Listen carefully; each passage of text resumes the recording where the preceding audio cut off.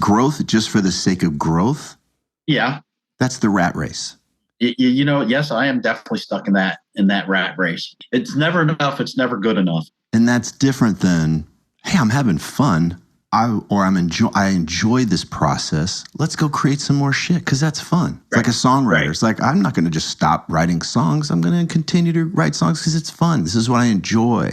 But it's different than, I thought once I got here, it would feel like enough. I still don't feel like enough. I must keep going. Right. And that's kind of how I feel right now. Yeah. My question for you is, do you want that governing your life? This not enough feeling? No, I don't. No.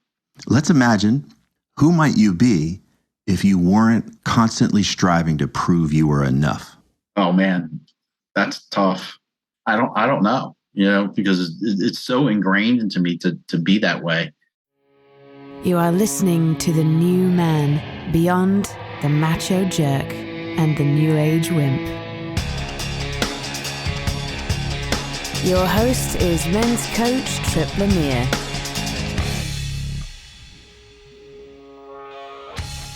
Is there a voice in your head that relentlessly tells you you're not enough? Does ambition eclipse your ability to enjoy life? And what would you do if you no longer had to focus on making money? In today's coaching call, I talk with a recently retired entrepreneur. Even though he's been able to retire, he's unable to enjoy himself because there's a part of him that thinks he hasn't accomplished enough. So today, we explore a future where he's no longer bullied into proving he's enough, and he's finally allowed to create what brings deep satisfaction.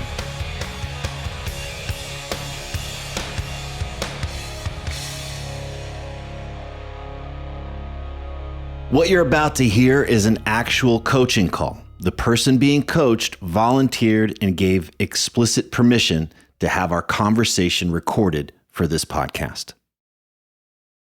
Is there a place that just feels like the beginning of the trail for us where we would just start our conversations, or something you're bringing in today? I turned 60 last year, and now I'm 61. I don't know how that year went by so fast. So I had a business for 8 years. The business was an hour and 40 minutes away. So I had lots of time to listen to you. It was actually a business that I really had no passion for, but could not let myself fail at it. So I sold this business. I met the goals that I set out for. Now I'm at a place where I'm looking at all my friends are retiring, and I'm saying to myself, I don't want to retire, but I don't want to do what I'm doing now. I don't want to sit around and on my butt and play golf or do honeydew. What I discovered was that I need a focus. I need something to feel like I'm actually accomplishing something that's important. That makes sense. And I can't see that. Okay, so I reached this number. It says I'm supposed to be retired, and now I should be sitting back and just having fun. Yes, I definitely want to have fun. I definitely want to travel, but I still need something to focus on, something important in my life. But I just don't want it to consume all of my time. And that's kind of where I am now. Great. Well, congratulations. These are wonderful challenges to have. Yeah, it is. Yes. And running that business was difficult. And at the same time, it taught me a lot about myself. I guess more than any event in my life have I learned, about myself and my capabilities. If I zoom out, I get, you're in this place now where you've got a bit more choice around things. There's a lot less pressure. And I'm hearing this, I need a goal. I'm not ready to just retire, meaning retire. I kick my feet up and I do the honeydew list and I play golf. And it reminds me of something that I believe it was Jonathan Haidt wrote in The Righteous Mind, which was a fantastic book. And he talks about how we are hardwired to contribute.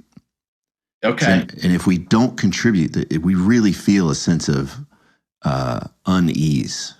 Yes. We need to feel like we're bringing something to the table, to whether it's ourselves, our family, or our community.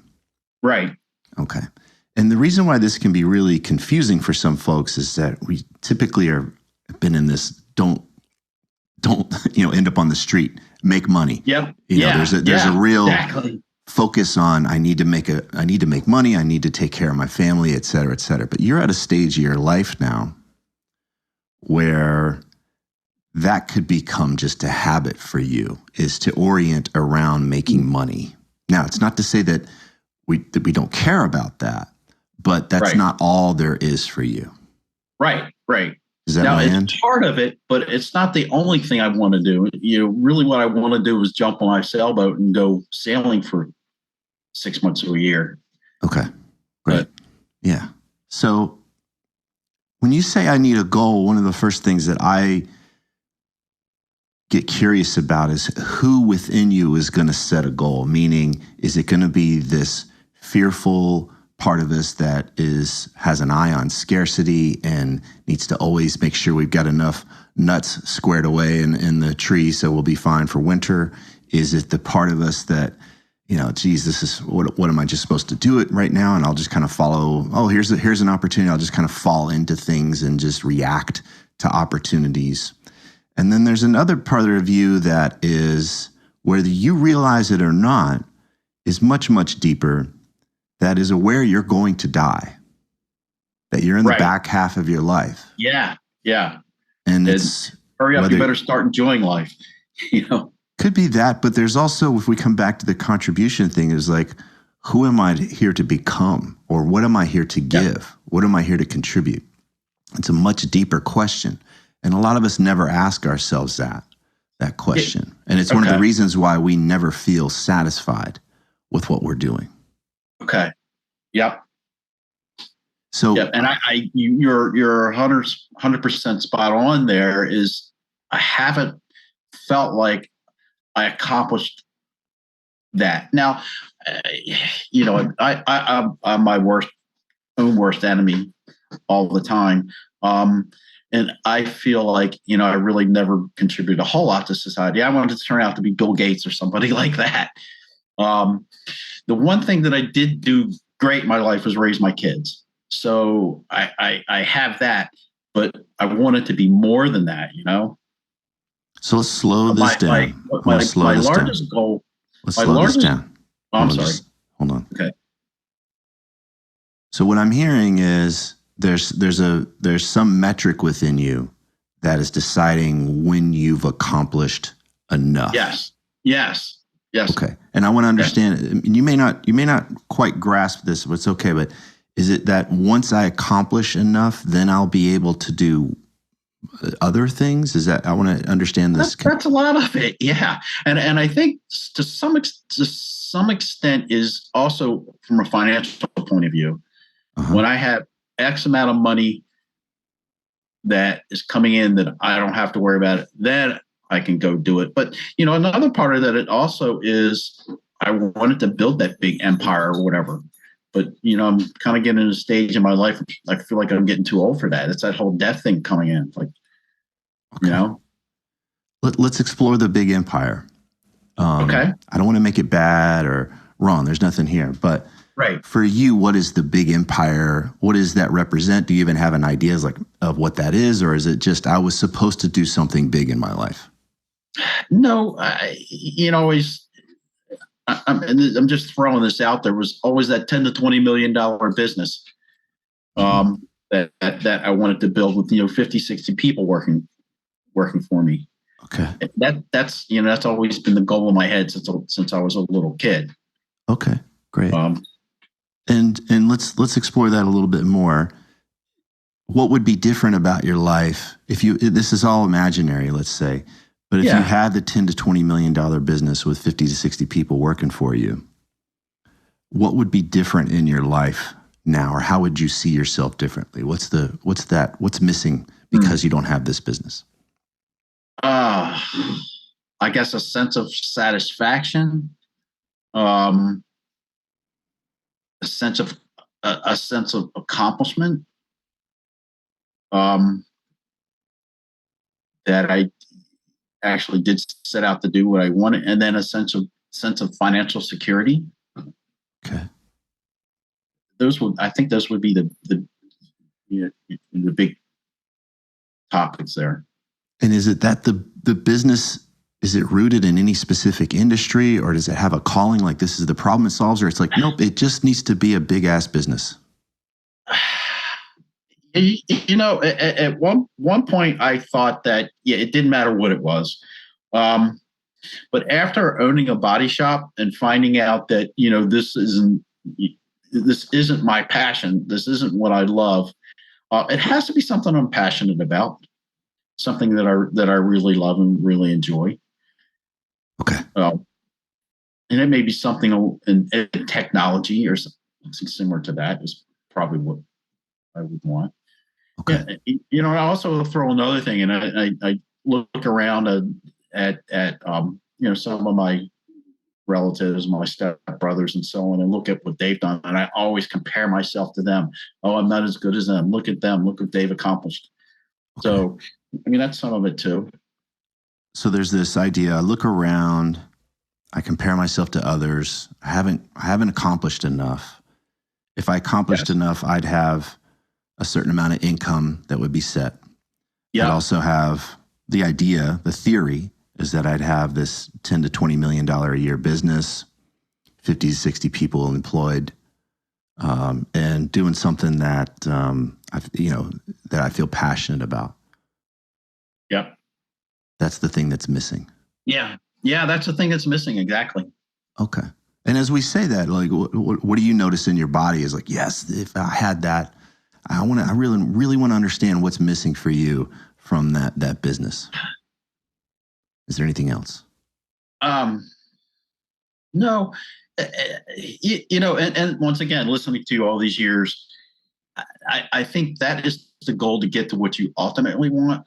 So maybe you just, what I've heard you said many times, skip to, let's look at what it is that you really want to do, what you really want, and then, work towards that. Maybe just this big ass business is just a tool to get to where I really want, like I said, which is to some extent financial freedom and just having the money to travel and go do the experiences, things that I want to experience. That's what it always was as I was younger. I want to make make $1 zillion by the time I'm 30, so I can retire and sail around the world or travel and that type of stuff. And I guess I think I could let go of the goal of owning a business if I felt like I was in a position to do that. Okay.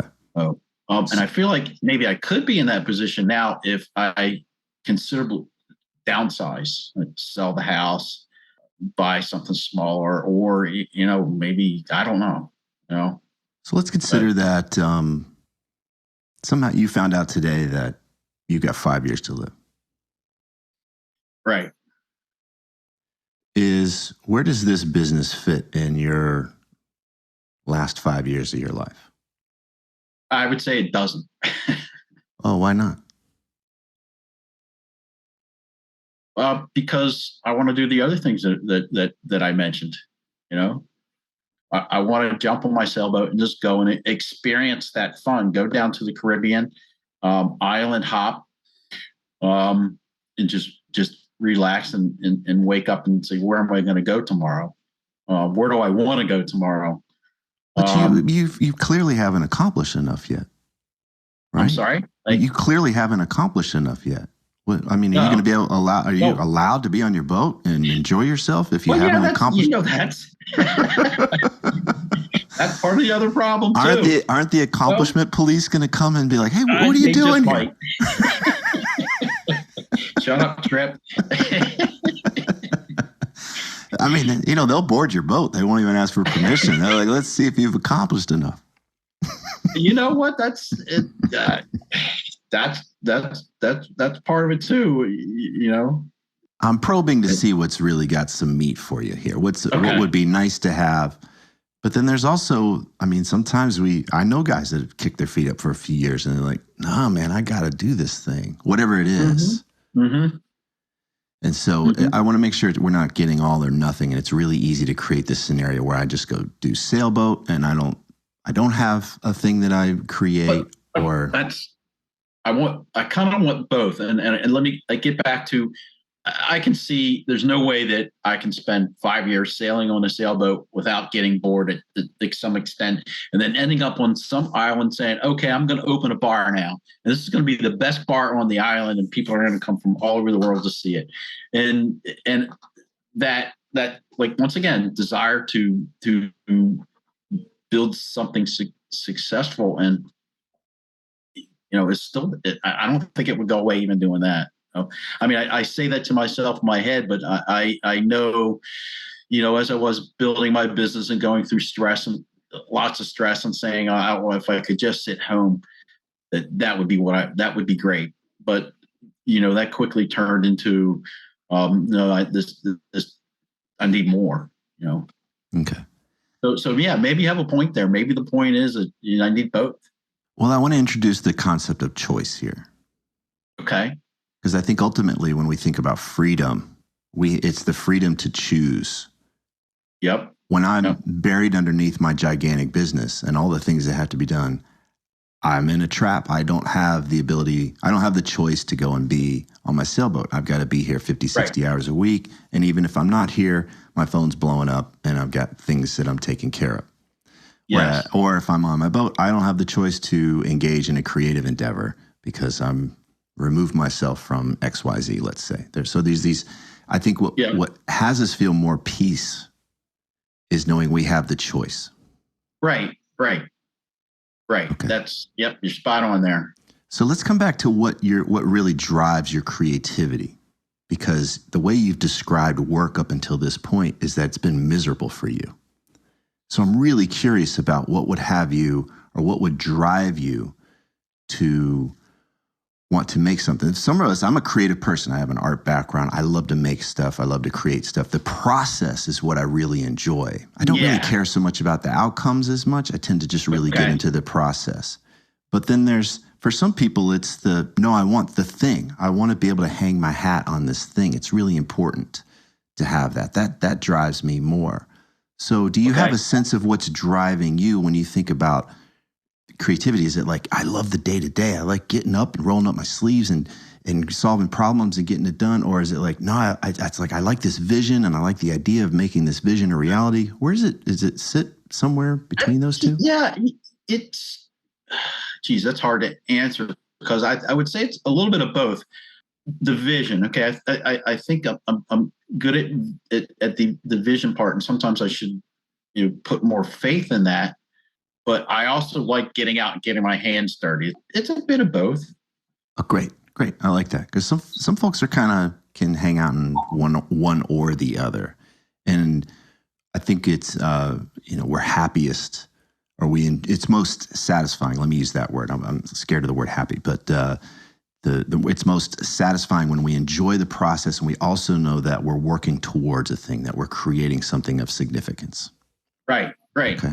So the reason why I bring that up is because, if the only reason why I want to create something is to prove I'm worthy, I'm enough. If it's that's part of it, yeah. If I just want to get to this place where I finally feel like I'm okay in life, I've accomplished enough. Right. How much energy do you want to give that part of you? If I was younger 10 years ago, I'd say I'm all in. I'll give it all the energy I have. But now, saying to myself, I don't know that I want to work that hard now. I don't. I don't think that $10 to $20 million business is there right now, and I don't know that I want to put that kind of energy into doing that. I think more what I'm looking for now is some more financial independence, or financial freedom. Okay. More choice. What I'm looking for is more choice. Okay. The reason why I'm a little concerned about this proving part is because it tends to move the goalposts on us. Oh yeah. Yeah. And I've seen this over and over again where that vision is achieved or that goal is achieved, and we're surprised to realize I still don't feel like I'm enough. Yes. Yes. That doesn't always have to be the case, but I am suspect of that. Definitely. I definitely moved the goalpost. Just for example, when I bought this business, the goal was keep it 6 to 8 years, make it better than it was, and then sell it for more than I paid for it. And that's exactly what happened. And now I'm back. Well, geez, that wasn't enough. I should have had 10 of these things and sold it for millions of dollars. And then I would have been satisfied. But so I did move the goalpost, and a lot of people tell me I'm very good at doing that. So okay, do you care? Right. That there's a very powerful part of you that can't be trusted when it says, if you just do this, I'll feel like it's enough. It'll be satisfying. Well, no, I don't care, except for the fact that you just never get satisfied. You never feel like you did enough, or I never feel like I did enough, or I never did it right, or I never did it correctly, or, or I wasn't good enough. And that's because I didn't get to X right after I moved the goalpost. Right. So how much, so my question is like, how much power do you want to give this part of you that moves the goalposts? I'd probably give it too much at this point. I would say that. Yeah. So the question is, how much do you want to give it? Some, I guess. Well, I guess I just want to stop moving the goalpost. So give it none. Okay. The reason why I'm asking is I want you to consider, if we're in a boardroom in your brain, right, there's a part of you that is allowed to set the agenda and then change the agenda. Okay. It makes a false promise. Once we do this, hey, then we're good. Right. And then it changes the script. Well, I guess to some extent, that's what running a business and growing a business is. I would say you get to a certain goal. Okay, I've accomplished this. Now let's move the goalpost a little bit more and keep growing this thing. That's fine. Let's be the thing I want to help you get some discernment around is what has you feel like you've done enough and now you have choice. Man. Because growth, just for the sake of growth, yeah, that's the rat race. I don't know. I guess I'm stuck in that rat race. Okay. Yes, I am definitely stuck in that rat race. It's never enough. It's never good enough. And that's different than, hey, I'm having fun. I enjoy this process. Let's go create some more shit because that's fun. It's like a songwriter. Right. It's like, I'm not going to just stop writing songs. I'm going to continue to write songs because it's fun. This is what I enjoy. But it's different than, I thought once I got here, it would feel like enough. I still don't feel like enough. I must keep going. Right. And that's kind of how I feel right now. Yeah. Okay. I want to help you identify that because I want you to have choice around how much energy and power you give this part of you. Okay. Because what I've gotten from our conversation so far is he's the one that pulls the lever of whether you get to really enjoy yourself or not. Yes, I am. Yes, I realize that. Okay. So he decides, nope, you don't get to do XYZ with your life because you haven't done enough. Yes. Or really, if we look at this, and you tell me if I'm wrong here, it's like you haven't done enough. You haven't accomplished enough. Exactly. Yes, that's how I feel. Right. Okay. My question for you is, do you want that governing your life, this not enough feeling? No, I don't. No. Okay. Let's imagine, who might you be if you weren't constantly striving to prove you were enough? Oh man, that's tough. I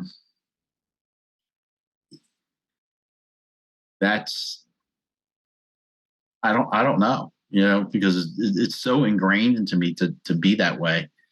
So along with that, I would say get to a point where you didn't want anything else. Thought about this. What if I didn't want anything? What if I have everything I want and I didn't want to do anything? I didn't need any more. I didn't need any more stuff. I didn't need to have another goal.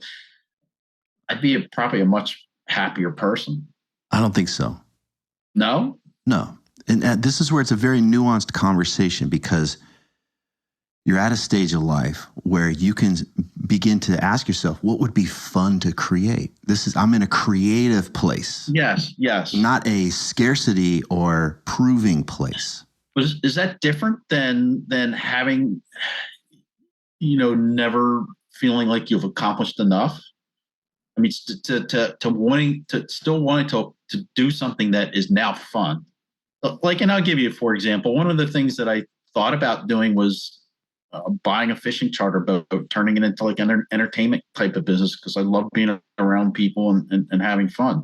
So I'm out on the water, one of the things I like doing.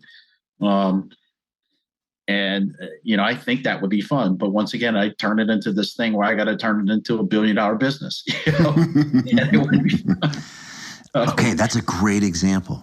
This is a great example. So imagine if we could slow it down. Okay. And let's imagine we're in a room with the multiple managers, owners of this business. They're all in your head, by the way. And there's one party, it's like, hey, practically speaking, we want to make X amount. Okay? Yes. That's where we are in our life right now. That empowers us to have the experiences we want to have. Yep. Okay? Yep.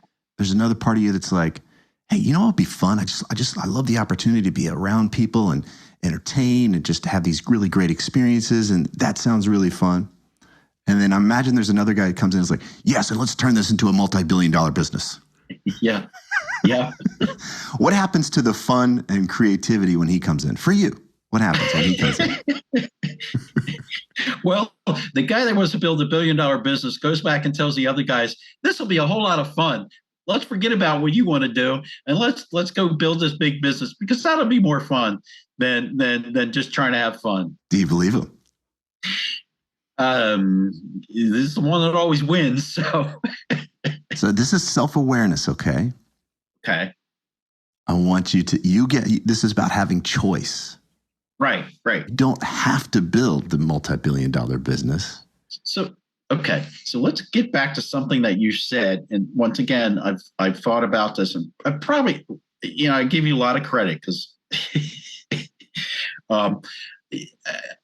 maybe I get to a point where, okay, I'm having fun at this, and it's bringing in that extra income that I want, and it doesn't have to be $1 billion business, because now I can, basically do, I've accomplished, I've gotten to the point where I guess accomplishment again is once again is being able to have that choice and being able to do the fun things and then also be able to afford the fun things. And I think that's probably what I'm looking for at this point. But I always turn around and say, well, the only way I can get that is having the $1 billion business, Is that really true? Like if we were to take 10 minutes and map out the things you want to be able to do, does it really require billions of dollars? No, it does not. It does not. And like I said, I'm not that far from being there, Okay. So I imagine you got more experience than I do with numbers. You could really map out what this ideal lifestyle would cost, where you've got choice. Yes. And I have not sat down to do that. Well, I mean, to some extent in my head I have, but really haven't put it down on paper. Okay, great. I'm going to guess that it's way less than billions of dollars. Yes. Okay. Yes. Great. So this is great, because that part of us that needs to prove will latch on to any kind of vague belief or vague idea. If I don't have a real clarity about what my ideal lifestyle would cost, it'll say, well, then you need this. Right. You can't have what you want until we've proven we're enough. Right. Exactly. I don't know if that's true for you, but what happens when we map it out and say, this is what it really costs. The reason I've done this, I don't know, hundreds of times with people. And then they start to see what's practical versus what's emotional or egoic. Okay. And the ego is the one that says, I still need to prove I'm not enough. I still feel small. Yeah. And it will look for anything to be able to harness your horsepower to go make sure it doesn't feel small. Right. I want you to have choice. If you want to go prove it, go for it, brother. I'm all for it. Right. Got it. Okay. Yep. But I want you to have discernment when this guy comes in and hijacks your meeting. Yeah. And tells you the only way it's going to really work is if you go big. Right. That's a good point. I think the first thing I'm going to do is map that life out. Okay. Yeah. Let's put that down. That'll be something we agree on. Yep. And then not move the goalpost. Well, you could. It's moving the goalpost based on something practical versus like this felt sense of like, oh, I'm still not enough. Like the guy across the street bought this, and I'm not enough without that. Like, if you want to get caught in that, that's fine. But I want you to see that I would rather you make a choice. Right. Rather than just get hijacked. And I do manage to hijack myself a lot. We all do. Yeah. We all do. The trick is catching it. What I want to help you do, or this is the opportunity, is to start to recognize who's running the show for you. Okay. So when I said who creates your goals, who does X, Y, and Z in your life, is it the guy that doesn't feel enough? Is he the one that sets your path and your goals and your vision? Or is it the part of you that is in touch with what you want to create or experience before you die? Is he part of this? Okay. Is it the part of you that enjoys being creative, having the choice to do what you enjoy on a daily basis? Okay. To be a contributor, what's truly satisfying? Because what I get is that when sometimes for those of us that are on this proving path, it's never enough, we don't like it. It's exhausting. You're right. It is. Yeah, you're right. It is exhausting. That's usually an indicator that we've gotten off track. Is because there's a part of us that's driving us like a slave driver. Yeah. Yeah, and just miserable and angry all the time, Right. And when we're in that place, we're playing the victim. We're powerless to it. You know what? Yes, we are playing the victim. Right. And, I explored that a little bit too. I find myself playing the victim, but I'm not blaming other people. I'm not a victim of other people. I'm a victim of myself. Yes. So I don't, I definitely don't like being the victim. Don't blame in being the victim, but I am a victim of myself saying, oh, you're just not good enough. So we're not going to be able to accomplish this because you're just not good enough. And then I stops right at that instead of challenging myself and saying, wait a minute, I'm being a victim against myself. Yeah. You don't have to put up with that. Right. Oh. So this awareness that you've developed, like you're developing this awareness, like who's bullying who within me? Who's saying these things? Who's trying to manipulate me to go in these directions? And then ultimately, what's the quality of life that I have as a result? If I give this part of me the power and it ultimately has me feeling exhausted and trapped and drained, is that who I want driving and leading my life? No, I don't. Yes. And that's the person that's always been in charge. Let me give you another, for example here. One of the things that I discovered while running my business is always deep down inside of me is this person says, yes, you can accomplish anything you want. And then what I discovered, there was two people with me. There was a person on the outside that says, oh, you're going to fail. You're going to fail. We're going to lose. We're going to lose our money. We're going to go broke. We're going to go broke. And there's this other person deep down inside of me kept saying, no, we're not. We're going to be fine. This is all going to work out. And there was this constant battle between the two, really. Yeah. But so it's interesting that I'm sitting here thinking about what you're saying with all the people, all the different voices in your head saying you need to be this way, you need to be that way. It's absolutely true. Yes. This concept's not hard to. I don't have to like teach it. People just, it's like a reveal it. It's like, do you notice this happens? Like there's a guy in the morning in my head that's like, hey, let's stay strong with the eating. And then there's a guy that shows up at 8:30 at night. It's like, let's have some sweets. They're two very different guys, right? But if we're unconscious, they can hijack us. Okay. Or they can hijack us for a long period. Right. Okay. what I want to help you do, and this is a longer term process, is to get to identify who these characters are. And I know who they are. Okay, great. But then ultimately help you develop more of a core sense of who you are. The part of you that is in touch with your mortality. The part of you that is in touch with the experiences you want to have before you die. So do you want your life to be this pissing match, this proving? No, I don't. It's not leading to a happy life, I can tell you that, or satisfying life at all. Okay. So, if this was an actual person, we would want to be aware that they've come into the room and tried to hijack the board meeting, right? Right. Okay. So that's what I want. That's essentially what we're doing right now is helping you get in touch with a party that says, hey, if I've got 5, 10, 15, 20 years to live, whatever it is, I don't know, could be today. Right. What is it that I want to be creating? What is it that I want to be experiencing? Okay. Okay, yeah, being on the sailboat is going to be fine for a while, but I like to create shit. Yeah. Yep. And it's true. That's it. Yeah. So I want that choice. So, and I guess the other thing is you can do both. I never thought it's one or the other. Maybe they can do both. That's what we're helping you do, is start to get a little more granular about what you want. When you say what you want, there might be 10 different things, but helping you take the lead instead of getting hijacked by a proving guy. Okay. There's a stronger, deeper part of you that is aligned more with freedom, aliveness, love, and peace. And that's what I'm trying to get to. Okay. So we want to be very aware of what we allow to come into our thinking that disrupts that. Okay. We want to be very aware if somebody comes in and says, oh, you can't do that. You're not enough. Or you can't do that. It'll blow everything up and everything will go to shit.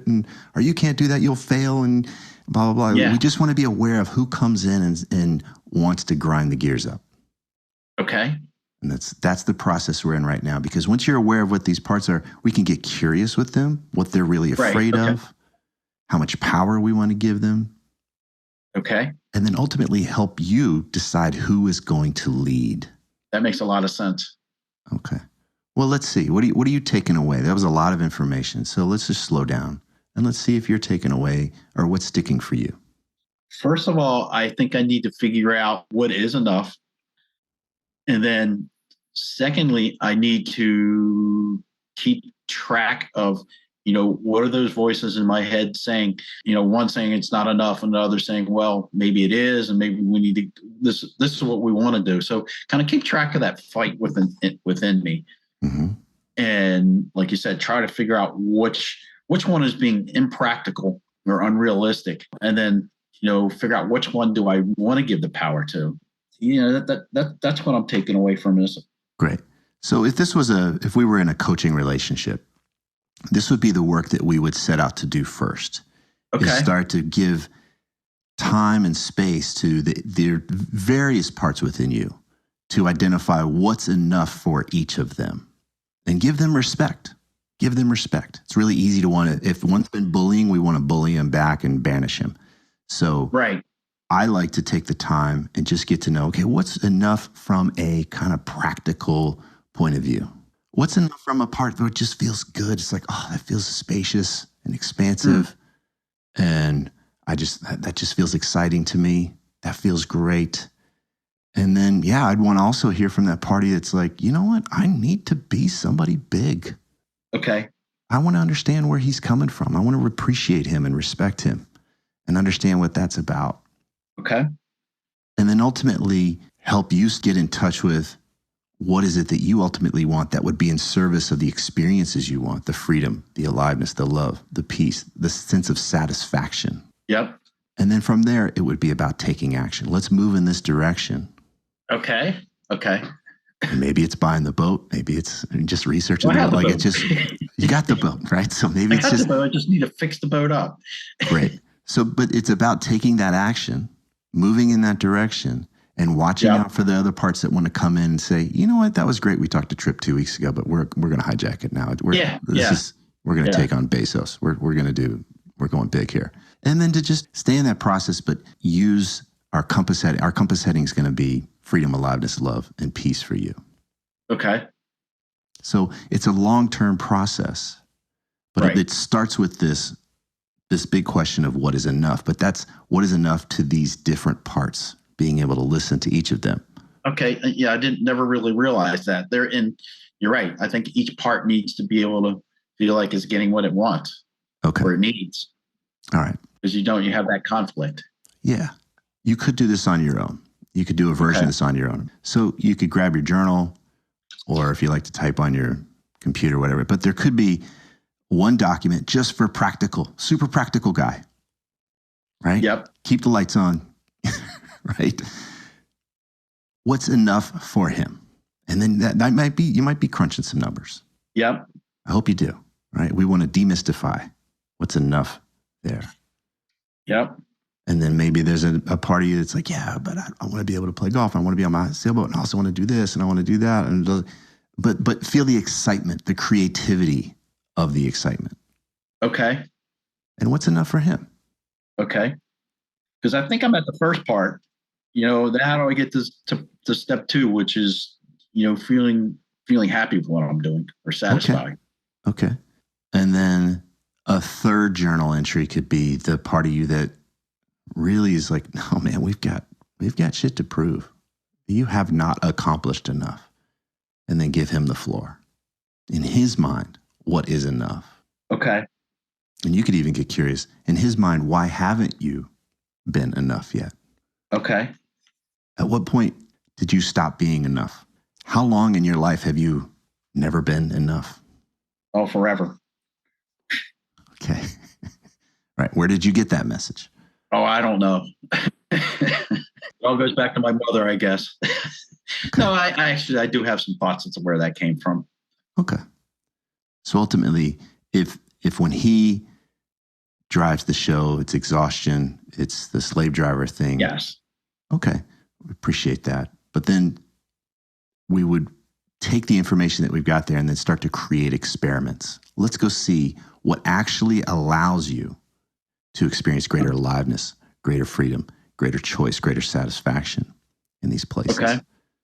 And then see what comes up. And once again, part of owning my own business was to prove to all these people around me that I could do it. That I wasn't failure. And that was a huge driver in what I did. Okay. Right. So you get to choose. Right. Who would I be if I didn't have anything to prove? Mm-hmm. Would that be a relief to take that off your back, that there's anything to prove? I think so, yeah. Okay. That's your choice. Okay. If you enjoy having that energy and that in there, then fine. Yeah, I want to do it because I want to do it, not because I have to prove something. Okay.